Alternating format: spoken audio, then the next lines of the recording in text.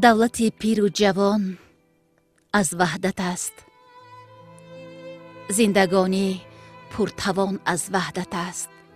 یک آمد بر زبان از 100,000، این همه گنج روان از وحدت است. همدلی ها خود جهان دیگر است، جان من جان جهان از وحدت است. روزی روشن روزگاری پرصفا، فرصتی سبز آشیان از وحدت است. زمزمی رودی بهار زندگی، چشمه شیری روان از وحدت است. ساغری سرشار از آب بقا، جام جمشید کیان از وحدت است. پرپری پرواز کفترهای صلح، با هزاران داستان از وحدت است. شوکت و شان و سعادت، بخت و تخت، دولت سامانیان از وحدت است. ای بخارا شاد باش و دیرزی، بوی جوی موریان از وحدت است.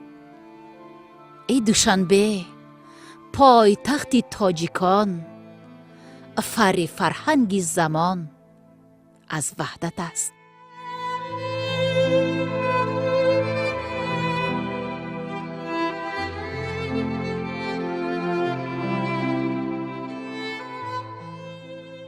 نورعلی نورزاد، عالم و شاعر. ماه سپتامبر سال 1974 در دهه ویشب ناحیه عینی در عائله آموزگار به دنیا آمده است.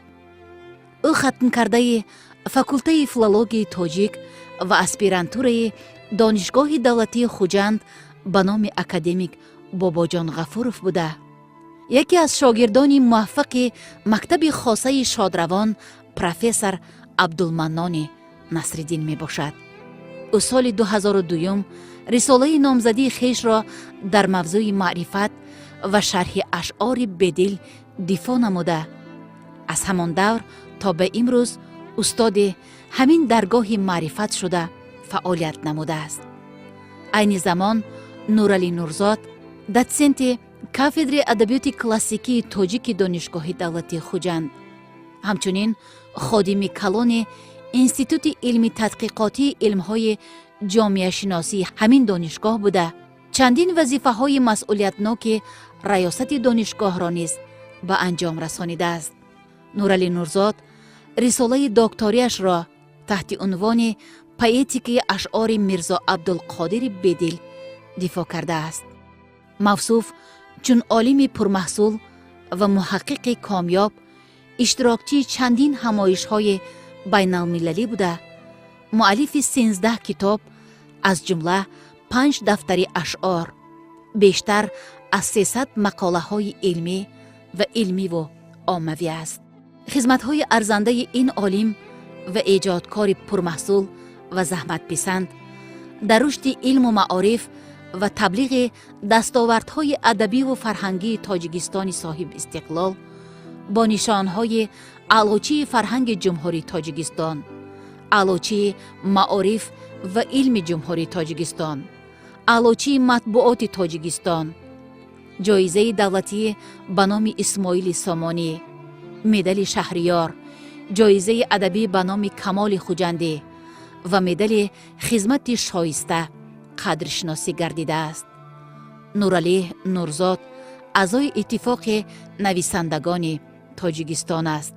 نورعلی مشقت جاده های پیج در پیج سخن را برای خود حلاوت پذیرفت و خیلی پیش رفت. ذکر می دارد شاعر خلقی تاجیکستان فرزانه و می افزاید که همت و زحمت بی تنفس او را به وسعت آباد علم برده اند، اما عشق راهزن با نام شعر هر لحظه او را باز هم به تجلیزار ناتصویرهایش پیش می خواند. او که در اسم و جسمش یک خرمن نور را جای داده است. امید داریم که باز هم به تسخیر فرازهای شعر بال میزند.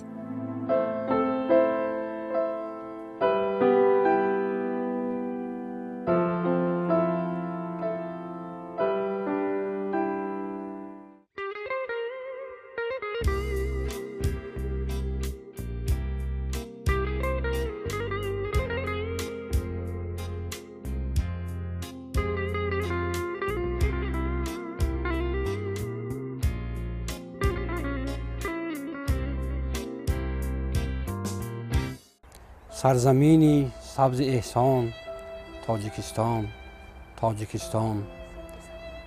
نسخه از آل سامان، تاجیکستان، تاجیکستان. خط کشیده اعتبارت تا فراز کهکشانها، هم دیاری از نیاگان، تاجیکستان، تاجیکستان. ای زمینی سبز ارمان، آسمان وحدتستان، همره بر فتح کیهان، تاجیکستان، تاجیکستان.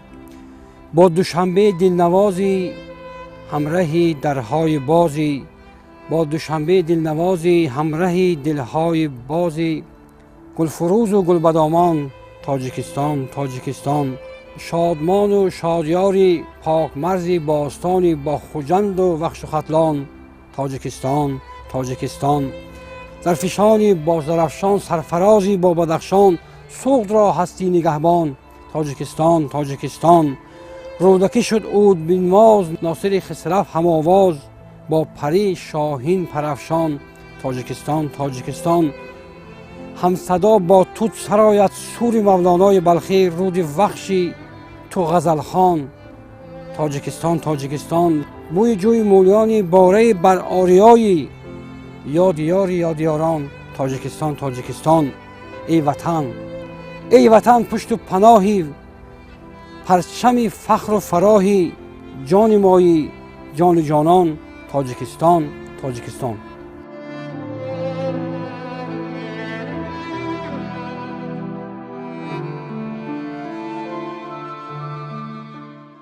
اگر در مورد شناخت ارزش‌های مثل وطن، مثل مادر، مثل زبان اندیشه کنیم، همیشه حتی در دورترین دوران ادبیات ما سخن از این عاطفه مقدس، سخن از این مقدسات بی‌نظیری که انسان بدون اون هرگز بوده نمیتواند میرود، چون هنوز از دورترین دوران از حدیث مبارک قدسی هست که فرمودن حضرت پیامبر که دوست داشتن وطن از ایمان است.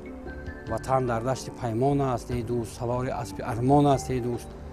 یا ما هم به درخت دلنشینیم، وطنداری از ایمان است ای دوست. حتی در شعر کلاسیکی ما سخنوران ما با هر راه و شیوه و شناخت وطن را دوست داشتن، وطن را ترنم کردند و شروع در شناخت وطن بزرگان ما نخست به همین، مثلا مولانا وقتی میگه که ما زیبالای بالا میرویم، ما از اینجا و از آنجا نیستیم، ما زیبجا و بجا میرویم، یعنی هر پاره این خاک زمین مقدس، این آسمان مشرف برای انسان وطن است. یعنی انسانی که از اون آسمان قدسی به زمین آمد، از وطن اصلی و این وطن عاریتی و باید همیشه این وطن رو دوست دارد. و امروز که ما خوشبختانه در مسیر استقلال ملی قدم میزنیم، دوست داشتن این وطن عزیز که به تعبیر بزرگان ما هزار ساله ها برای صاحب این وطن بودن، نیاگان ما اندیشه کردن، نیاگان ما رنج کشیدن و چنان که استاد گلنظر در این سرود ملی ما میگن که زیدوری زمانه ها رسیده ایم، به زیر پرچم تو صف کشیدیم، زنده باش ای وطن تاجیکستان آزادمان. و باید ما واقعا پیشوای معظم ملت همیشه با ما تلقین میکنن که باید به قدر این استقلالیت، به قدر این وطنی بزرگ باید برسیم. من فکر میکنم که از این شکوه و از این نصرت و از این آیین وطنداری همیشه ما الهام میگیریم، از این میبالیم، فرحمندی احساس فرح میکنیم و این وطن رو باید همیشه دوست داریم و به قدر این نعمت، این تاجیکستان عزیز که میراثبر تمدن بزرگ آریایی است، میراثبری که تمدن کهن ملی ما رو برای جهان معرفی کرده است، باید برسیم این وطن رو دوست داریم.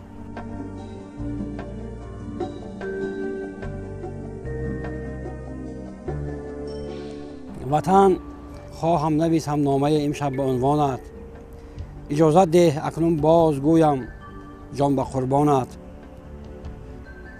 خدا را شکر در طول هزاران سال تاریخت، بسا فرزند دلبند تو پروردی به زامانت.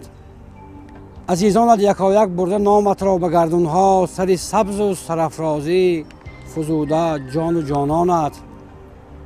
وطن سرچشمه الهام سرشاری به هر محفل، غزلهای روان گویم و خوانم فراوانت. فلک پیماست شأن و اعتبارت در زمان ما، فلک پیماست شأن و اعتبارت در زمان ما. به هر جا می کند گل هر نفس صدبرگ ارمانت. ز خاک آریا می آیی و از دامن ساسان، ز خاک آریا می آیی و از دامن ساسان. زمین تا آسمان قد می کشد چون سرو سامانت. علا گهواره شعر عجم، علا گهواره شعر عجم یشتی اهورایی، سرود رودکی می آید از کنج دبستانت. وطن هر ذره خاک تو را با جان خریدارم، دلیری های نو ما می کنیم بر کوه و دامانت. سر سبز و بلندی از کوهستان تو آموختم، سبق از شور دلها می دهد موجی زرافشانت. سخن از کاوه آهنگر و از زال زر گوییم، سخن از کاوه آهنگر و از زال زر گوییم، که رستم نامه ها می آید از مردان میدانت.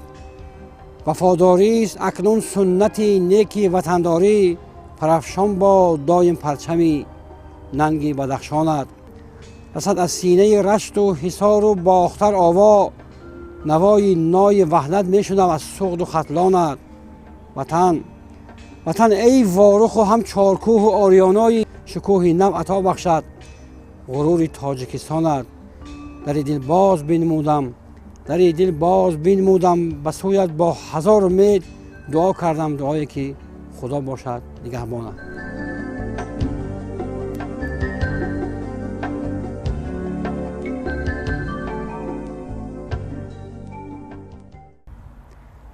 ملت تاجیک افتخار از آن دارد که خداوند برای این ملت زبانی را عطا کرد که زبان شعر است. زبانی که همیشه بزرگان این زبان را ستودند، زبانی که شعر عالمگیر فارسی را جهانی کرد، زبانی که نادرترین تصویرها، نادرکاری های ادبیات به آن گفته شده است. و این زبان شعر را بنیاد به نام استاد ابوعبدالله رودکی است. ملت ما ملت بزرگی است که مثل استاد رودکی هم صاحب زبان و هم بنیادگذار شعر دارد و جای افتخار است که از این زبان، از این بزرگوار مثل استاد رودکی و دیگران باید افتخار کرد.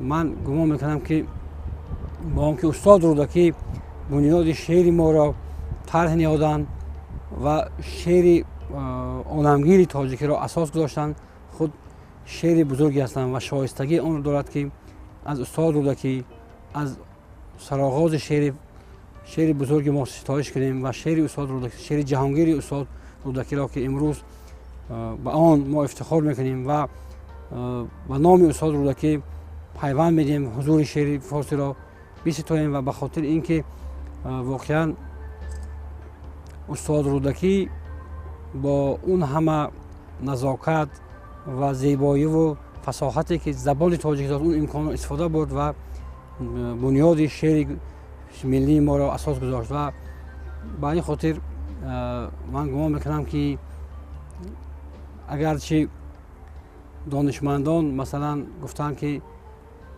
شعر استاد رودکی بیش از تا به شماره آن تا به میلیون ها رساندن، اما هر سطری کلام استاد رودکی خود یک دیوار بزرگی، خود یک مجسمه ناتکرار شعر گذشته و امروز و فردای ماست. نصرتی در دری از آفتاب رودکی است، مهره و مرجان ملت در طناب رودکی است. فارسی خواندن نمازی بامدادی، شعر دل در مقام معنوی از انقلاب رودکی است. نام تاجیک پر کشیده تا به ایوان فلک، فال این دیوان شهرت شه کتاب رودکی است. جنگ های گرشکسته قامتی کوه غرور، سربلندی سرفرازی همز آب رودکی است. چشمه قرآن بخوانی با زبان تاجیکی، جستجو کردم که آن هم شعر ناب رودکی است. نامه های از ابیستا زند و پازند آمده، کشف راز این معما فتح باب رودکی است. جبرهای سنگ تاریخ ساغر ما گر شکست، جبرهای سنگ تاریخ ساغر ما گر شکست، میگساری تا به حالا از شراب رودکی است. شعر ما گر رفت تا ملک سلیمانی سخن، نردبانش مصرع عالی جناب رودکی است. واقعا با گذشت 1000 سال امروز از خود زمان رودکی تا امروز و فرداها هم هنوزم به شعر عالمگیر استاد رودکی جوابیه میگویند که نمونهش برجسته است. شاید در ادبیات ما شعر در پایه بویجوی مولیان آید همه نباشد که با اون جوابیه های زیادی گفتند شاعران ما و این خود بازگوی عظمت استاد رودکی و زبان ملی ماست.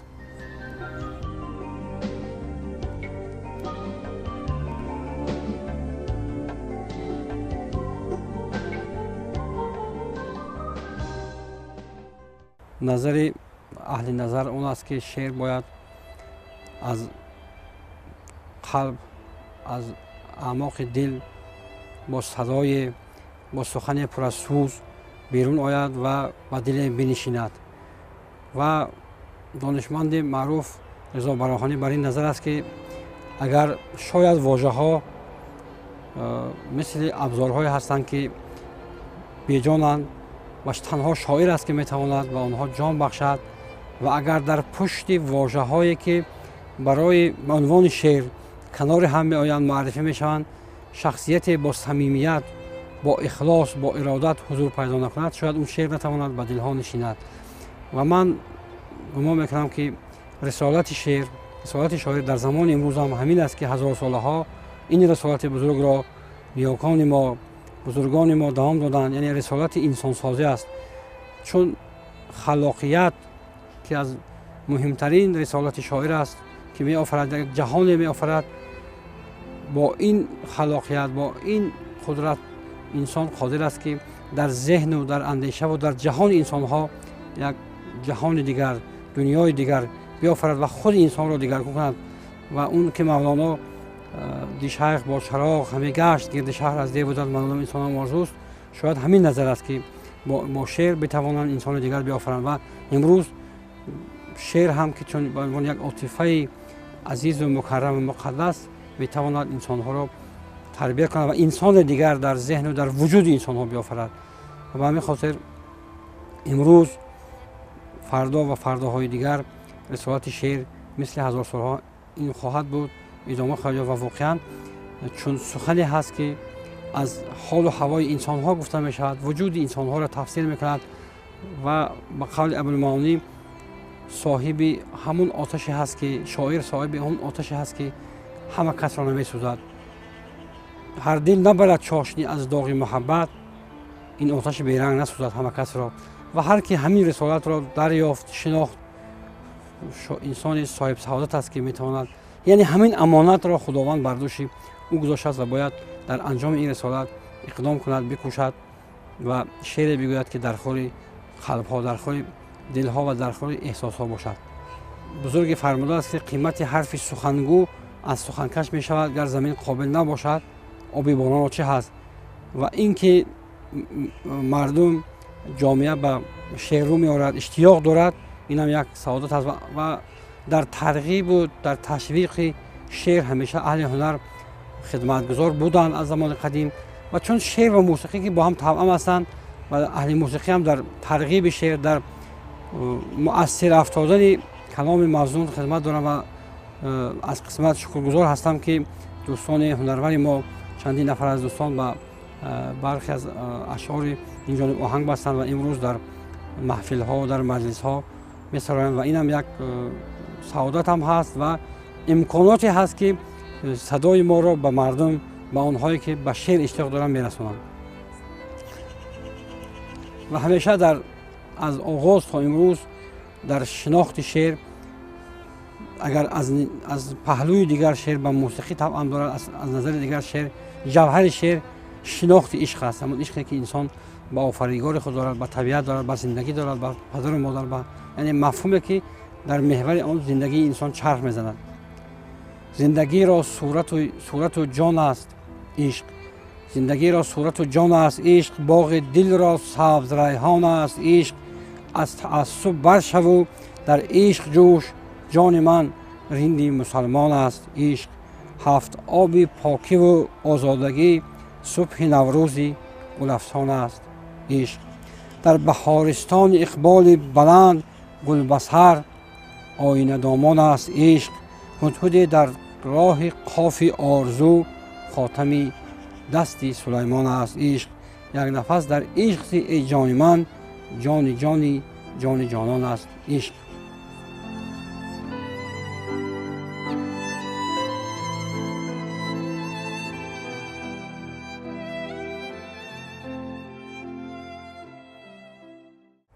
همیشه انسان در لحظه های شاد و نشاط و غم و اندوه به پشتیبانی و یک پناهگاه نیاز دارد و دانشمندی هم فرموده است که اگر آسمان پناهگاه سارگان است و تمام موجودات طبیعت پناهگاه برای خود دارد، پس شعر هم پناهگاه انسان در لحظه های شادی و غم است. و گویا دانشمندان غرب بر سر اندیشه های خود در مورد شعر فارسی، شعر گذشته ما، میگویند که مردمان آریاتبار، تاجیکان و مردمان فارسمان بیشتر در شعر غمپرست هستند.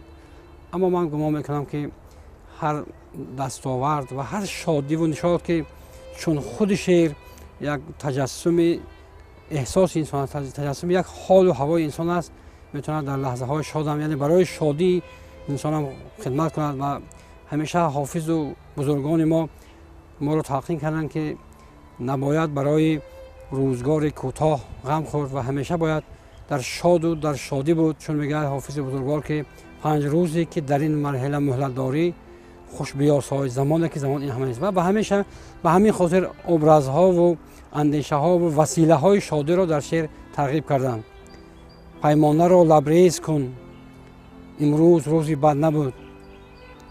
دل را طرب انگیز کن، امروز روزی بد نبود. شکرانه گو امروز را، هر روز را، نوروز را. از درد و غم پرهیز کن، امروز روزی بد نبود. چرخ و فلک های بصر، گردون چیزی با چرخ زد، یک چرخ دیگر تیز کن، امروز روزی بد نبود. در بیگناهستان دل خواهی اقامت گستری، روی آتش خیز کن، امروز روزی بد نبود. در مجلس اهل نظر فکری به عمر درگذر، یک قصه از پرویز کن، امروز روزی بد نبود. گفتی ردیف این غزل از فکر من آمد برون، قافیه دستاویز کن، امروز روزی بد نبود. بگذار همیشه روز و روزگار ما سرشار شادی باد و همیشه احساساتی که ما را به سوی غم و اندوه و ناخوشایندی میبرد همیشه از روزگار ما، از صحن، از آفاق زندگی ما دور باشد.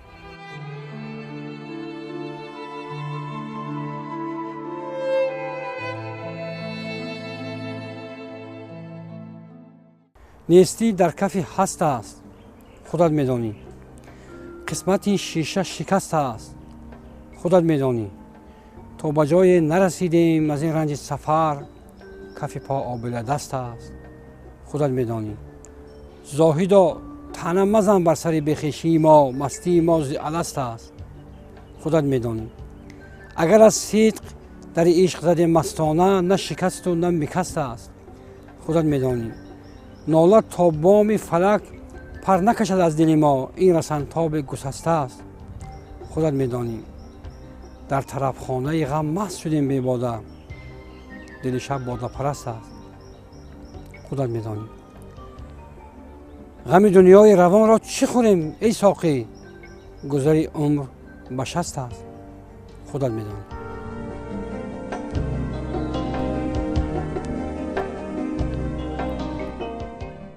آبدانی فکر ما را آب نیست، یک نفس در دیده شب خواب نیست. میچکد از ابر گل باران غم، فصل یادت را گلی مهتاب نیست. کوچه های شهر ما خلوت شدند، کوچه های شهر ما خلوت شدند، نور غیر از گوهری نایاب نیست. در خرابات مغان شام عشق، باده جز باد آور ناب نیست. روز شنبه باز باران میرسد، روز شنبه باز باران میرسد، فرصتی احسان عالمتاب نیست. ما سراغ فایل دل گم کرده ایم، گوگلش در خاطر لپتاپ نیست.